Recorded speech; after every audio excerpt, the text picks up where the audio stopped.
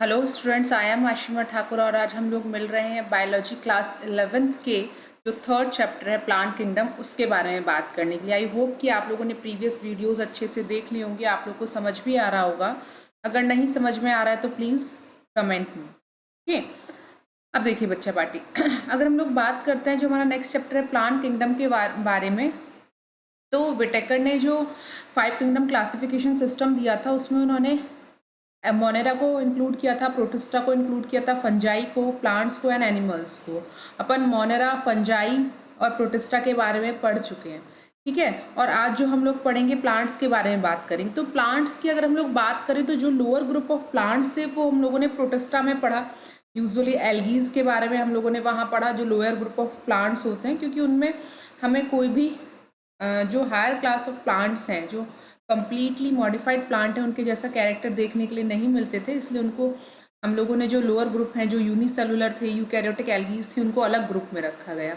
लेकिन ऐसी एल्गीज जो मल्टी सेलुलर हैं, हायर प्लांट से मैच करती है, उसको हम लोगों ने प्लांट किंगडम में ही रखा है। अगर अपन प्लांट किंगडम को डिफ्रेंशिएट करेंगे तो यहाँ पे मैंने एक फ्लो चार्ट लिया हुआ है। देखो बच्चों, एक है प्लांट, सबसे पहले हमने दो पार्ट्स में डिवाइड किया है। वो प्लांट बॉडी जिसमें हमें कोई भी डिफ्रेंशिएशन नहीं मिलता, और वो प्लांट ऑर्गेनिज्म जिसमें हमें डिफ्रेंशिएशन देखने के लिए मिलता है, यानी कि बॉडी जो है उनकी रूट, स्टेम, लीव्स में डिवाइड होती है। ठीक है, अगर डिवाइड नहीं है बॉडी जो है उनकी एक थैलस लाइक है। दैट मीन्स अगर हम लोग एक याद करने की वे में समझे तो थैला देखा है आप लोगों ने, जिससे घर में सब्जी लेके आते हैं मार्केट से जाके। ठीक है, तो थैला यानी कि उसमें कुछ ऐसा नहीं होता ना कि उसका कहीं पे हैंड्स हो, कहीं पे लेग्स हो, कहीं पे माउथ, ऐसा कुछ सीन नहीं बनता। एक सिंपल सा कपड़े का रेक्टेंगल या स्क्वायर होता है, उसमें ऊपर बस दो बेल्ट लगी होती है, उसका कोई पर्टिकुलर शेप नहीं है।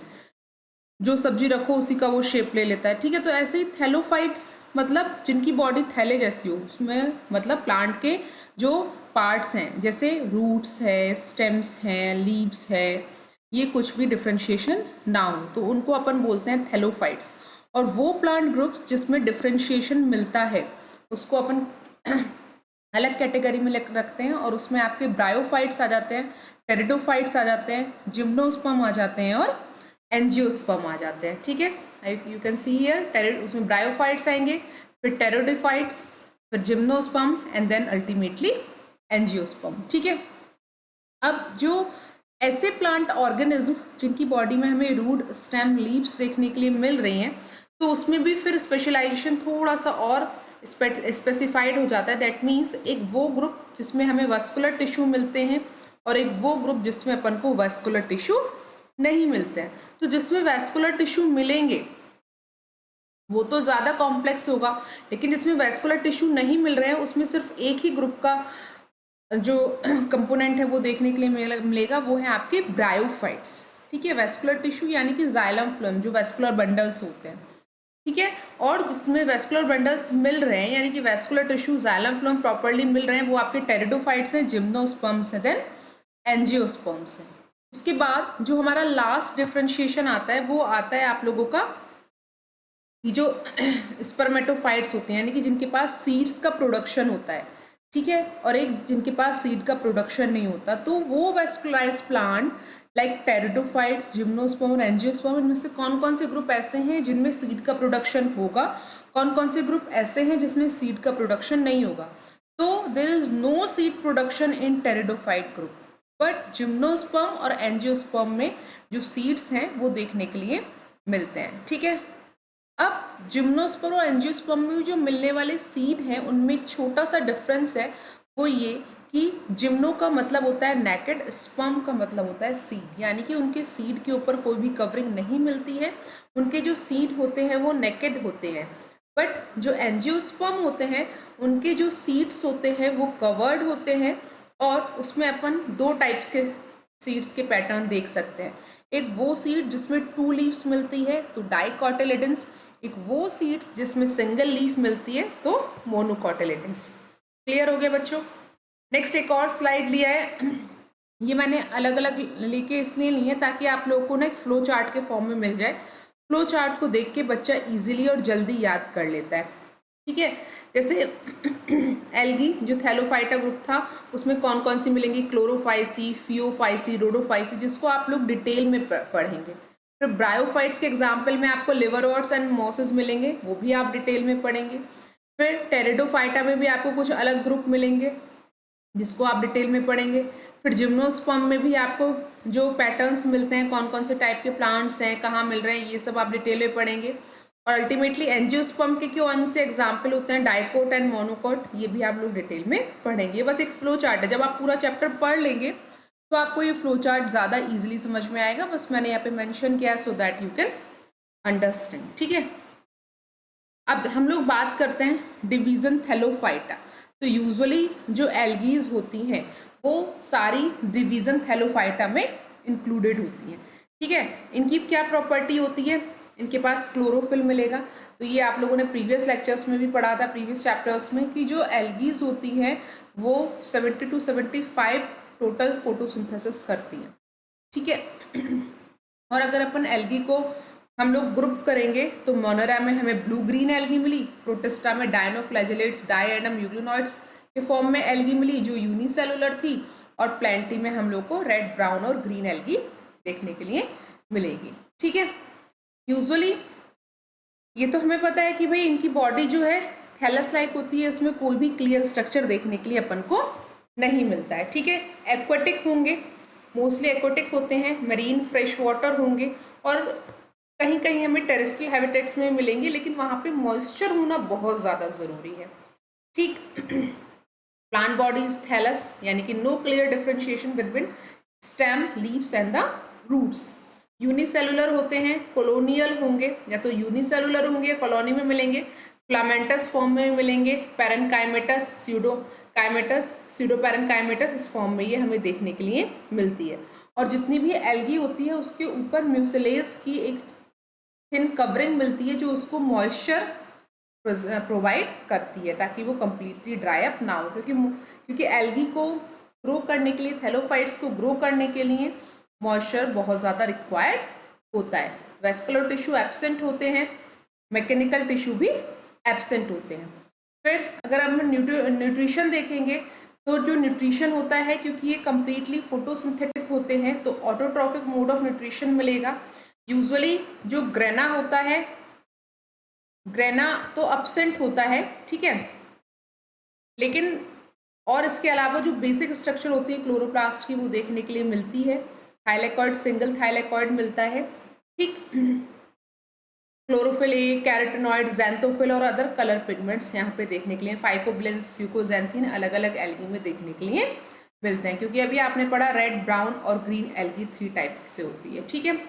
फिर रिप्रोडक्शन की बात करें तो वेजिटेटिव और एसेक्सुअल रिप्रोडक्शन फ्रिक्वेंटली होता है with the help of motile and non motile spores.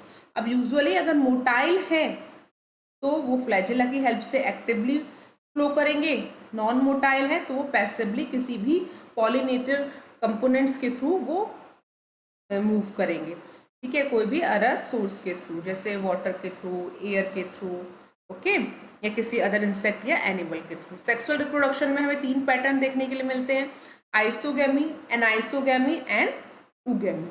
Embryo जो स्टेज होती है वो एब्सेंट होती है। जो लाइफ साइकिल होती है वो हैप्लॉन्टिक, डिप्लॉन्टिक और डिप्लोहैप्लॉन्टिक देखने के लिए मिलती है। मैंने आपको प्रीवियस लेक्चर्स में हैप्लॉन्टिक, डिप्लॉन्टिक और डिप्लोहैप्लॉन्टिक के बारे में समझाया हुआ है, आप उनको देख लीजिएगा। अगर फिर भी नहीं समझ में आता है तो आप लोग कमेंट कर दीजिएगा, मैं अलग से इसका एक वीडियो बना के डाल दूँगी, ठीक है। एल्गी इकोनॉमिकली बहुत ज़्यादा इम्पोर्टेंट है, प्रोटीन का सोर्स है, फूड के बहुत सारे सोर्सेज इससे मिलते हैं, ठीक है। और जो प्रोटीन के, अगर हम प्रोटीन रिच किसी एल्गी की बात करें तो उसका एग्जाम्पल है स्पायरोलाइना एंड द क्लोरेला, ठीक है। और ये एनवायरनमेंट में फोटोसिंथेसिस करके इतना ज़्यादा ऑक्सीजन रिलीज करती है कि ये एनवायरनमेंट को ऑक्सीजन रिच बनाती है, यानी कि कहीं पे एनारोबिक कंडीशन है तो ये एरोबिक कंडीशन बनाने में हेल्प करती है, ठीक है। फोटो ऑटोट्रॉफिक हैं, फोटोसिंथेसिस करती हैं, तो प्राइमरी प्रोड्यूसर की तरह भी एक बड़े लेवल पे ये काम करती हैं। कुछ एल्गीज जैसे हमारी जेलिडियम है, ग्रेसिलेरिया है, ठीक है, अगार अगार यूज प्रोवाइड करेंगी कल्चर मीडियम के लिए। एक मिनट, इसको मैं इरेज कर देती हूँ।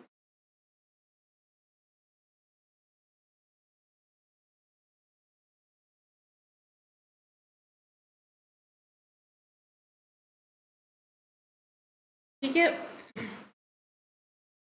ये जो ग्रेसिलेरिया और जेलिडियम है ये अगार का सोर्स है जो कल्चर मीडियम में यूज़ किया जाता है। ठीक है, जब आप कहीं माइक्रोबायोलॉजी लैब में आएंगे तो बैक्टीरिया की ग्रो कराने के लिए अगार अगार का यूज़ किया जाता है, एज ए कल्चर मीडियम ये यूज़ करता है। फिर मीट इंडस्ट्रीज़ में, sizzling of textile and paper industries में, इमल्सिफिकेशन में, बहुत सारी जगह इनका यूज़ किया जाता है। फिर एल्जिन और लेमिनेरिया, एल्जिन मिलता है लेमिनेरिया एल्गी से। एल्जिन क्या करता है, इमल्सन के लिए यूज़ किया जाता है, जैसे आपके शैम्पू हो गए, आइसक्रीम हो गई, बहुत सारे जो कॉस्मेटिक्स होते हैं उनमें। ठीक है, उसके बाद कैराग्रीन है, फ्रॉम कॉन्ड्रस एल्गी से मिलता है और ये भी एक इमल्सिफायर क्लीनिंग एजेंट की तरह काम करता है। इसके अलावा जो क्लेमाइडोमोनास है, कॉलरा है, सिडेस्मस है, स्केंडेस्मस है, ये एल्गीज क्या करती हैं, जैसे कोई भी अगर वाटर ट्रीटमेंट वाले टैंक्स होते हैं तो वाटर ट्रीटमेंट वाले टैंक्स में इनको एज ए ऑक्सीडेशन कंपोजिनेंट की फॉर्म में यूज़ किया जाता है, क्योंकि यहाँ वहाँ पे ये डिकम्पोजिशन में बहुत ज़्यादा हेल्प करते हैं और ऑक्सीजन का प्रोडक्शन करते हैं जल्दी जल्दी से डिकम्पोजिशन करके। ठीक है, अब नेक्स्ट जो हम लोग पढ़ेंगे रेड एल्गी के बारे में पढ़ेंगे। सबसे पहले हमने कॉमन कैरेक्टर्स पढ़ लिए एल्गीज के, और जो अब हम पढ़ने वाले हैं वो है हमारा रेड एल्गी। यूजुअली आप लोगों ने कॉमन एल्गी जो होती है वो देखी होगी, जैसे कोई भी फ्रेश वाटर पॉन्ड होता है तो उसके किनारों पे ग्रीन ग्रीन कलर का काई जैसा लग जाता है, जो सब एल्गी ही है एक टाइप का। या फिर अगर आप अपने घर के बकेट में एक बाल्टी पानी भर के उसको रख दो 2 से 3 दिन के लिए सेमी शेड एरिया में, तो जब आप उसको टच करोगे तो उसके चारों तरफ चिकनी चिकनी एक लेयर बन जाएगी, जो भी एक हल्का सा एल्गल ग्रोथ ही होता है। ठीक है, या फिर आप देखते हैं कि जो आपका वाटर टैंक होता है बारिश में, उसके आसपास नीचे हरे हरे कलर का काई लग जाता है, बिल्डिंग्स में लग जाता है, तो ये सब क्या होते हैं, आपके एल्गीज ही होते हैं। ठीक है, रेड एल्गी की बात करें तो इसमें जो ये क्लोरोफिल ए मिलेगा और फाइकोब्लिन्स मिलते हैं। फाइकोब्लिन्स लाइक अगार अगार, कैराग्रीन और फोनरी। ठीक है, ये अलग अलग इनका इकोनॉमिक इम्पोर्टेंट होता है।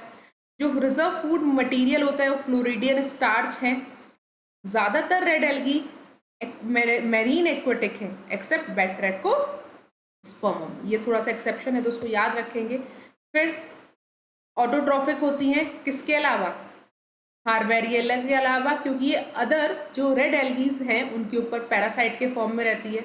जो प्लांट बॉडी है वो यूनिसेलुलर भी हो सकती है, तो उसका एग्जाम्पल पॉरफायरिडियम है, फ्लामेंटस भी होगी, सीडोपेरेन्काइमेटस भी होगी, या फिर पेरेन्काइमेटस फॉर्म में भी देखने के लिए मिलेगी। रिबन शेप भी हो सकती है और लेस लाइक मल्टी सेलुलर भी हो सकती है। एग्जाम्पल्स यहाँ ब्रैकेट में लिखे हुए हैं, आप एक बार ध्यान रखिएगा इनको। जो रेड एल्गी का सेल वॉल होता है वो सेलुलोज, फैक्टेड कंपाउंड्स, म्यूकोपॉलीसेकेराइड्स और का बना होता है। यूजुअली अगर हम लोग देखेंगे तो जो म्यूकोपॉलीसेकेराइड्स है उसको अपन फाइकोकोलाइट्स भी बोलते हैं। ठीक है, आप लोग को आई थिंक समझ में आ रहा होगा, बहुत सिंपल सा है। अभी तक हम लोगों ने एल्गी के कॉमन कैरेक्टर्स पढ़े थे और अब हम यहाँ पे जो हमारी रेड एल्गी है उसमें जो स्पेसिफिक फीचर्स हैं उसमें उसको डिफ्रेंशिएट कर रहे हैं। ठीक है बच्चों, नेक्स्ट अगर हम लोग बात करेंगे तो जो रेड एल्गी होती है उसके ऊपर कैल्शियम कार्बोनेट का एक डिपोजिशन देखने के लिए मिलता है, और वो जो उसका डिपोजिशन है वो उसको जो ऐसे कोरल्स होते हैं ना थोड़े से हार्ड कैल्शियम कार्बोनेट की बनी, वो उसकी तरह उसको लुक्स प्रोवाइड करते हैं। ठीक है, और यूजुअली अगर हम लोग देखेंगे तो फोटोसिंथेटिक पिगमेंट तो हमें पता लग ही गया, ए डी कैरोटेनॉइड्स और फाइकोब्लिन्स मिलेंगे। और ये जो रेड एल्गी का जो रेड कलर है वो फाइकोइरिथ्रिन एक कंपोनेंट होता है, जिसके चलते उसका कलर क्या है, रेड है। और जो रेड एल्गी है वो ब्लू ग्रीन वेवलेंथ का जो लाइट है उसको एब्जॉर्ब कर सकता है। ठीक है, रेड एल्गी में अब जो स्टोर्ड फूड है वो किस फॉर्म में मिलेगा, वो फ्लोरिडियन स्टार्च के फॉर्म में मिलेगा, जो अमाइलोपेक्टिन या फिर ग्लाइकोजन से सिमिलर होता है।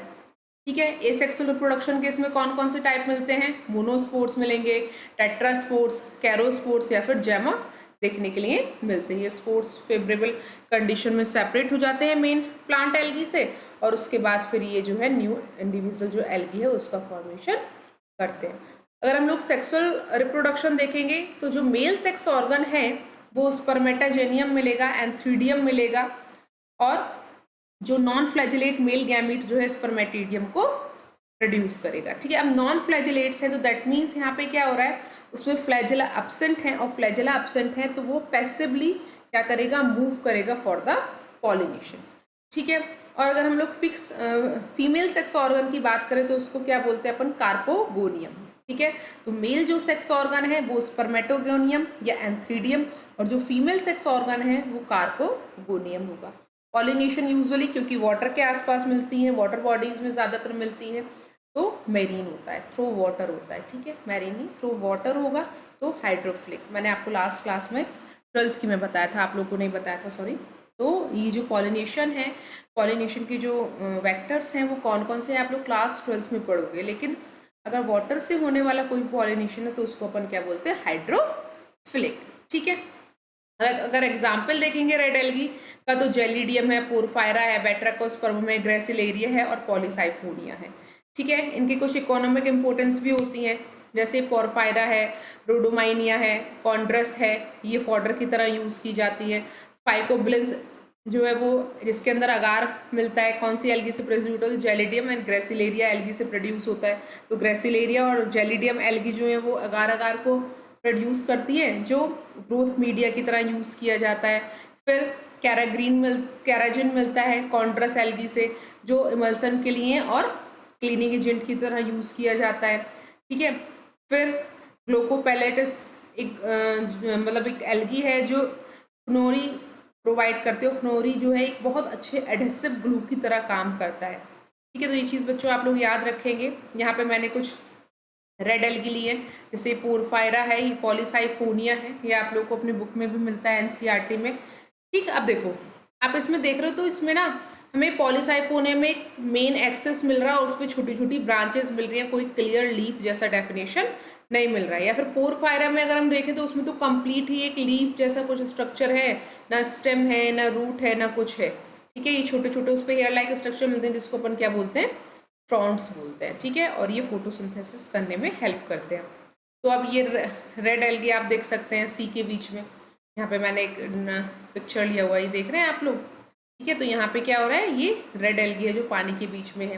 ये कुछ और अदर रेड एल्गीज है, जैसे पॉलीसाइफोनिया है, ग्रेसिलेरिया है, पोरफायरा है, जेलिडियम है, जो इनकी रियल इमेजेस हैं कि लगती कैसी हैं एल्गीज। ठीक है, नेक्स्ट हम लोग बात करेंगे आपके जो ब्राउन एल्गी है उसके बारे में, जिसको अपन फ्यूफाइटा भी बोलते हैं। ठीक है, जैसे कि रेड एल्गी में बहुत ज़्यादा वेरिएशन देखने के लिए मिल रहे थे, इसमें भी अपन को बहुत ज़्यादा वेरिएशन देखने के लिए मिलेंगे। ठीक है, लेकिन इनके पास सबसे अच्छा प्रॉपर्टी क्या होता है कि जो ब्राउन एल्गी है ना वो जाइंट होती हैं, साइज में बहुत ज़्यादा बड़ी होती हैं, और जो बड़े बड़े जो शिप्स होते हैं, कई बार जब उनके टरबाइन घूमते हैं तो ये उनके व्हील्स में फंस जाती हैं।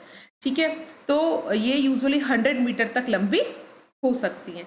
ठीक, तो इनका एग्जाम्पल अगर हम देखें तो एक्टोकार्पस हो गया, सार्गेसम हो गया, लेमिनियोरिया हो गया, फ्यूकस हो गया।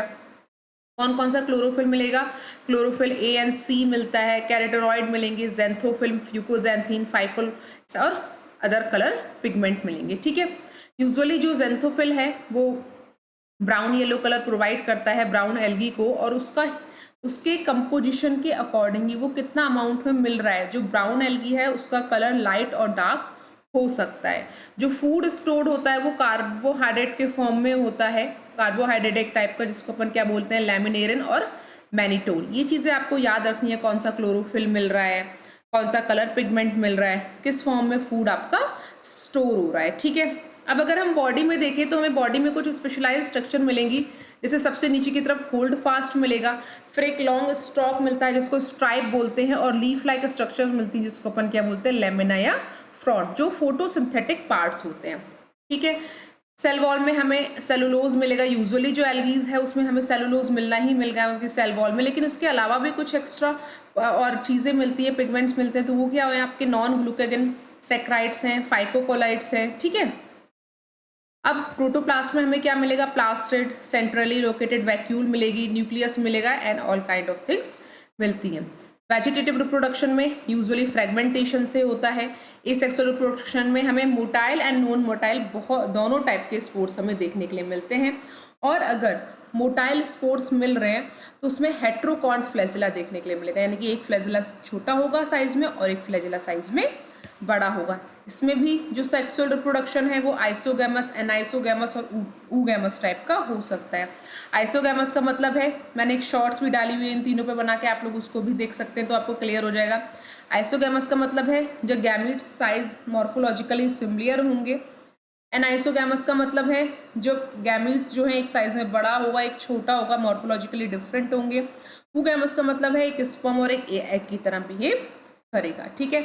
और जो इसमें गैमीट्स बनते हैं वो पियर शेप्ड होते हैं, इसलिए अपन उसको क्या बोलते हैं, पायरीफॉर्म गैमीट्स। क्लियर है। इसके एग्जाम्पल्स अगर आप देखेंगे तो लेमिनेरिया मिलेगा आपको, फूड का सोर्स है, मेन्योर, एल्जिन, आयोडीन, मेडिसिन की तरह यूज होता है।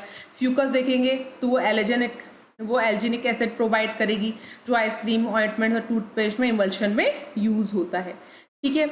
इमल्शन का मतलब उसको स्मूथनेस देने में, उसको एक साथ मिला जुला करने में, ठीक है। फिर सार्गासम है तो ये फूड की तरह भी यूज होता है, बट जो शिप्स होती हैं उनके लिए ये क्या करता है, एक मतलब उनको हार्म करने वाला और कंपोनेंट है, ठीक है। फिर एक्टोकार्पस डिक्टियोटा इसके एग्जाम्पल है, वो क्या करती है, कार्बन फिक्स करने की एबिलिटी उसके अंदर होती है। अगर हम लोग यहाँ पे ब्राउन एल्गी को देखेंगे तो ब्राउन एल्गी जो आपके एनसीईआरटी कुछ एग्जाम्पल्स हैं, जैसे लेमिनेरिया है, प्यूकस है, डिक्टियोटा है, तो ये होल्ड फास्ट आप देख रहे हैं, लेमिनेरिया जो होल्ड करने का काम करेगा एल्गी को, ठीक है। फिर स्ट्राइप्स है जो स्टेम की तरह काम करता है, और जो ये फ्रंट्स हैं जो लीव्स की तरह रिजेंबल करते हैं, ठीक है। तो एक बार फिर से बता देती हूँ, होल्ड फास्ट जो नीचे रूट्स की तरह काम कर रहा है, एल्गी को होल्ड करके रखा हुआ है। फिर स्ट्राइप जो स्टेम की तरह काम कर रहा है, स्टेम से रिजेंबल करेगा। और फिर फ्रंट्स यानी कि जो लीव्स की तरह काम कर रहे हैं, लीव्स से रिजेंबल करेगा, ठीक है। फ्यूकस में भी नीचे आपको होल्ड फास्ट देखेगा, फ्रंट देखेंगे, बीच बीच में एयर गैप्स देखने के लिए मिलेंगे, और मिड रिप्स यानी कि जो वेन्स मिलती हैं लाइक लीव्स वो मिलती हैं। फिर डाइकोटा में भी आपको फ्रंट्स एंड स्ट्राइप देखने के लिए मिलता है। तो जितने भी ये फ्रंट्स हैं, लीफ लाइक स्ट्रक्चर्स लीफ की तरह बिहेव करने वाले हैं, और ये फोटोसिंथेसिस में मेजर रोल प्ले करते हैं, ठीक है। तो आज की क्लास हम लोग यहीं ब्रेक करते हैं, नेक्स्ट क्लास में ग्रीन एल्गी के बारे में बात करेंगे। तब तक आप लोग एक बार एनसीईआरटी पढ़ लीजिए, और जो आगे के जो भी लेक्चर्स हैं वो मैं बच्चों के लिए फील कर रही हूँ। बच्चों को ना एनसीईआरटी बच्चे घर जाके नहीं पढ़ रहे, तो उनको कोई डाउट्स ही नहीं आते। जब आप लोग घर जाके पढ़ोगे नहीं तो कोई डाउट्स कैसे आएंगे। तो इसलिए ज़रूरी है कि आप लोग लेक्चर को देखने के बाद एनसीईआरटी जरूर रीड करें, ठीक है। और नेक्स्ट क्लास से मैं आपको एनसीईआरटी लाइन बाय लाइन भी समझाऊंगी। बहुत बच्चों के इश्यूज आ रहे हैं कि मैं एनसीईआरटी में ये पॉइंट समझ नहीं आ रहा, वो समझ नहीं आ रहा, तो नेक्स्ट क्लास में मैं आपको एनसीईआरटी पॉइंट टू पॉइंट समझाने वाली हूँ। उसके अलावा जो भी एक्स्ट्रा पॉइंट्स होंगे वो भी मैं आपको एक्सप्लेन करूंगी, जो एनसीईआरटी को ही डिकोड करने वाले पॉइंट्स होंगे, ठीक है। तब तक के लिए बने रहिए, लाइक एंड सब्सक्राइब करते रहिए। Ta ta bye bye, take care.